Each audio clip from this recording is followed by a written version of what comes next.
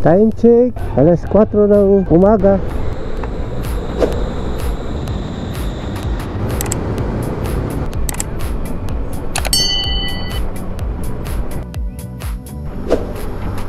Dumaan na tayo ng Eastwood, Quezon City.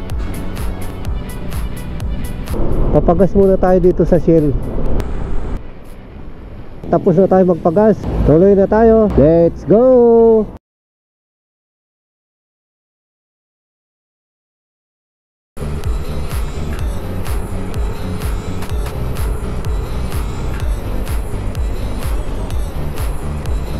Mas maaga, mas maganda kung aalis tayo kasi mabilis yung travel natin.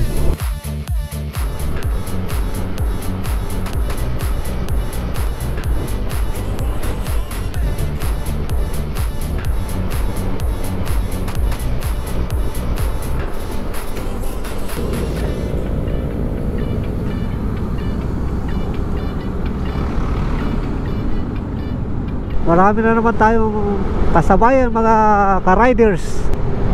Yak, iba't ibang lugar naman ang ruta ng ating mga ka-riders.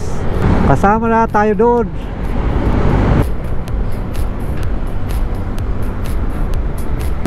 Five o'clock in the morning. Kasalukuyan natin binabaybay ang Sukat Service Road.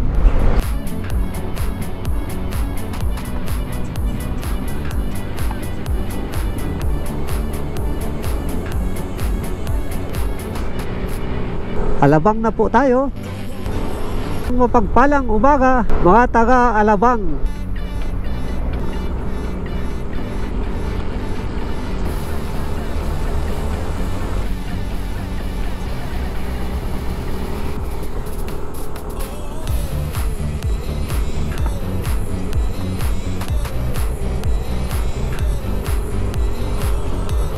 Las Piñas City.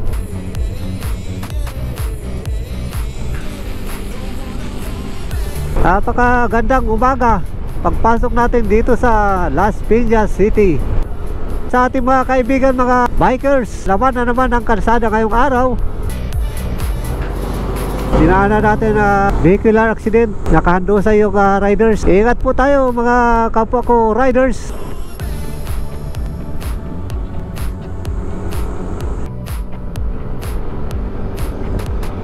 Villar Abbey. Bago pumasok itong tag-ulan, papasyalan muna natin itong Balete Falls. Siyempre, kasama ko ang aking nag-iisang buddy. Excited na naman kami dito sa ating bagong pupuntahan.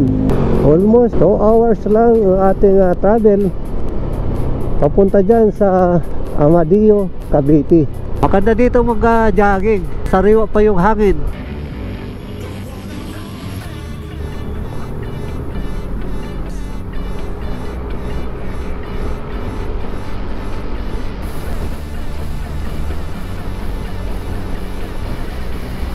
Pumasok na po tayo ng Imus, Cavite. Sa kaliwa natin, yan yung pinaka-open canal. Mahaba-haba yan.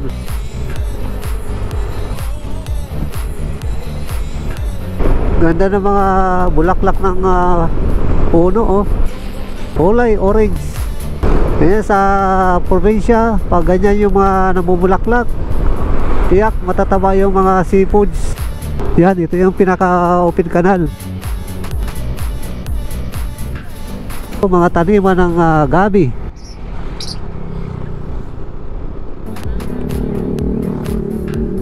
Kakaliwa na tayo dito sa Barangay Pascab.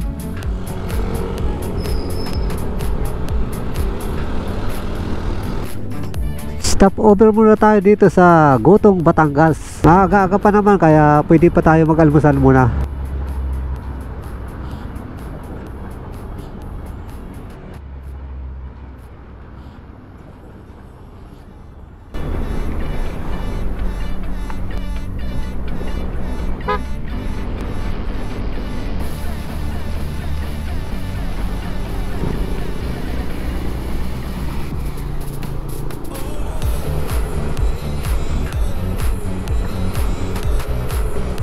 Pagdating natin ng McDo, kakaliwa tayo.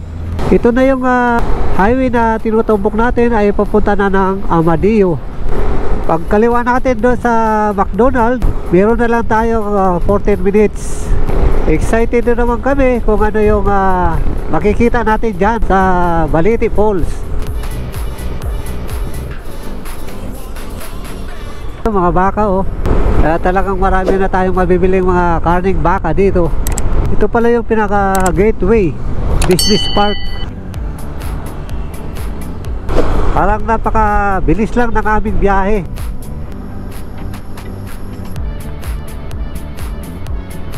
This way to Balete Falls. Kakanan tayo papunta ng MSSL Resort Balete Falls. Mura ka street food. Ayos dito ah.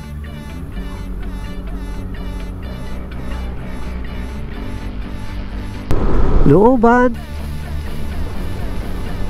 Pero magandang kalsada. At malamig.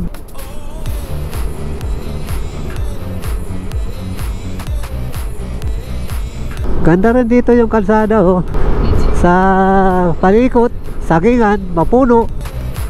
Dito na tayo sa MSSL at Balete Falls. Marami na rin mga turista na papasok. Nakalagay dito, no reservation, no overnight. Naghihintay na yung mga turista. Excited na sila. Mga ano yan, travel and tour. Di natin alam kung saan lugar sila nanggaling. Pero nag-aabang na sila dito sa pinaka-gate. Papasok na tayo ng resort at Balete Falls. Pagbungad pa lang natin oh. Maganda na yung makikita natin sa paikot.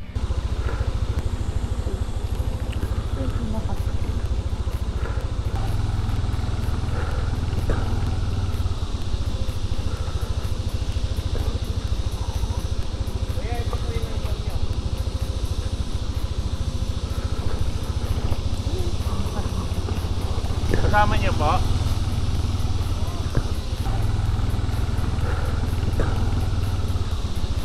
Dito na kami sa pinaka parking lot. At sa ngayon pinapasok lang tayo para tayo mag-clock dun sa taas. Pero ang open talaga dito 7 o'clock. Kaya maghintay lang tayo ng tawag kung papasok na tayo.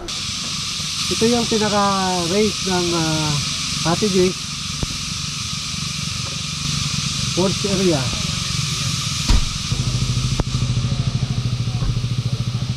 Free parking. Sabi nito. Sigurita yata yan. Ayan sabi mo. May puso. Pagpasok natin yung pinaka-entrance, meron ditong CR. Para sa rehab na yun.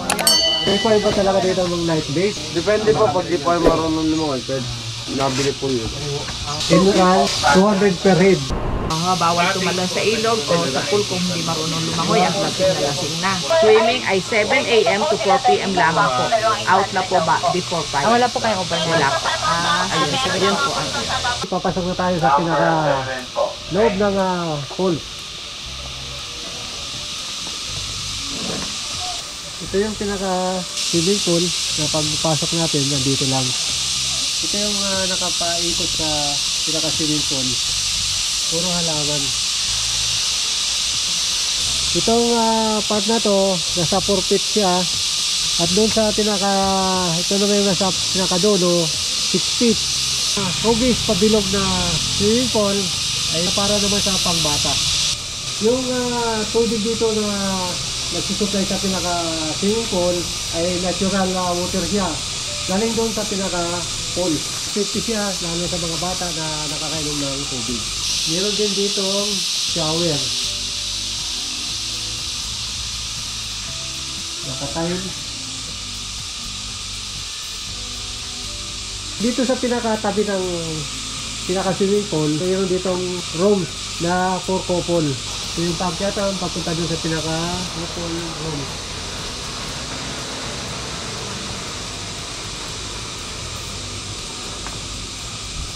Yung mga cottage, meron siyang mga nakalagay na lift. Proceed tayo doon sa pinaka-pool.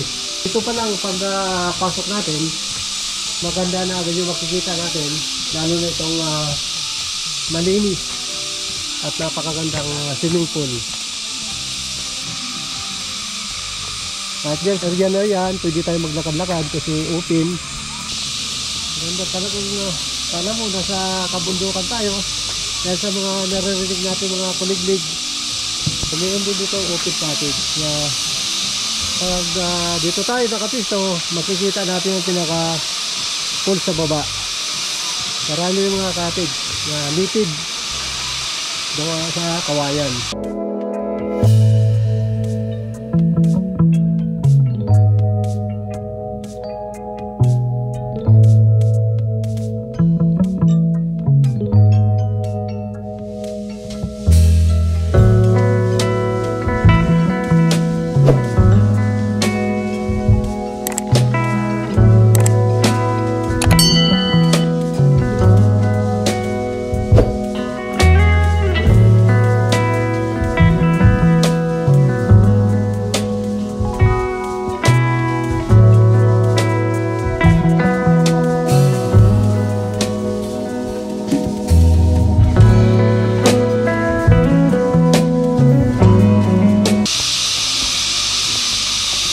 Huli ng kuliglig.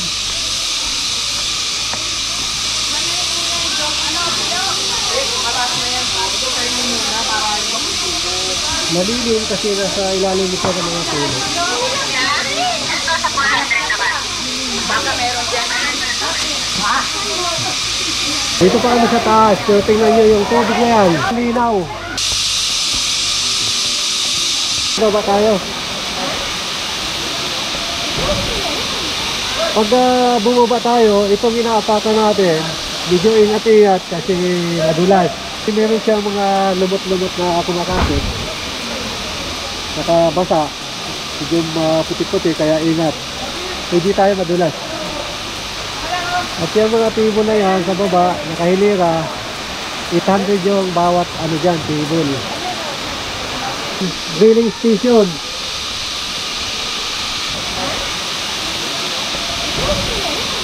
Dito na ibabagsak yung pinaka-tubig galing sa pinaka-pool. Hindi siya bato, hindi siya putik, simentado. Kaya safety talaga maligo dito kahit nakapaa. Tawid tayo dito sa bamboo bridge. Alam mo, may enjoy mo dito yung nature talaga. Ito yung pinaka-main dito, pool. Na ang lalim niya is 18 feet. Kaya hindi advisable yung mga bata dito na hindi marunong lumangoy, pati na yung mga matatanda. Kaya kailangan talaga natin gumamit ng salbabida o life vest.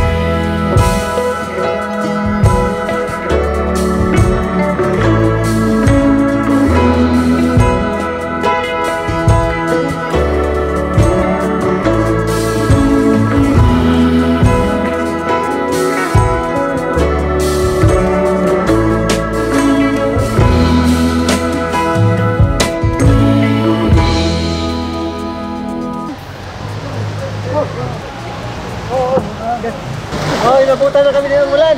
Pero ang sarap maligo.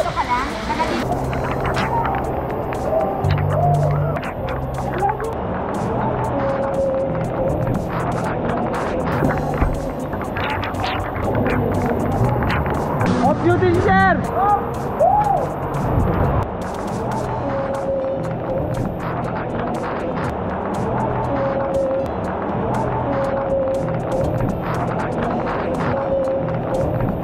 Sarap maligo habang umuulan. Oy! Ano mga video?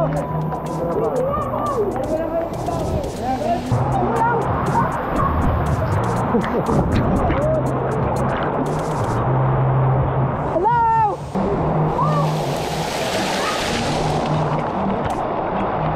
Shoutout sa mga taga-Dasma.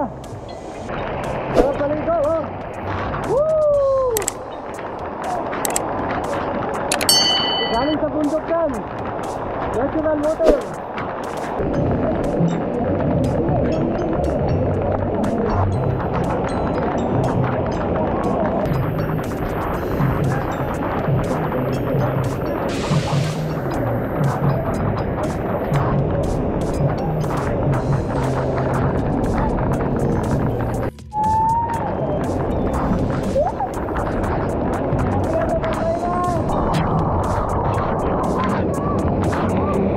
Ganda dito kasi umuulan. Ang swimming pool nila napakalinis. Kung sawa na kayo dun sa pinaka-pool, dito naman sa swimming pool.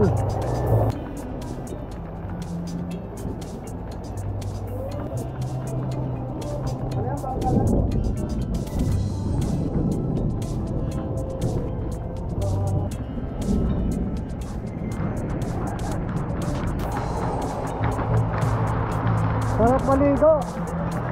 Malakas na ng ano dito, ulan.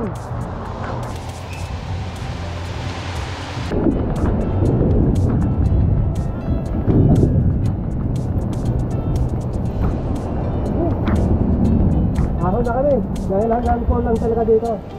Pull out na yung mga tao dyan sa pinaka-pools. Talagang inabutan na kami dito ng malakas na ulan. Kaya umahon na kami dahil hanggang 4 lang talaga dito yung oras ng pagpaligo.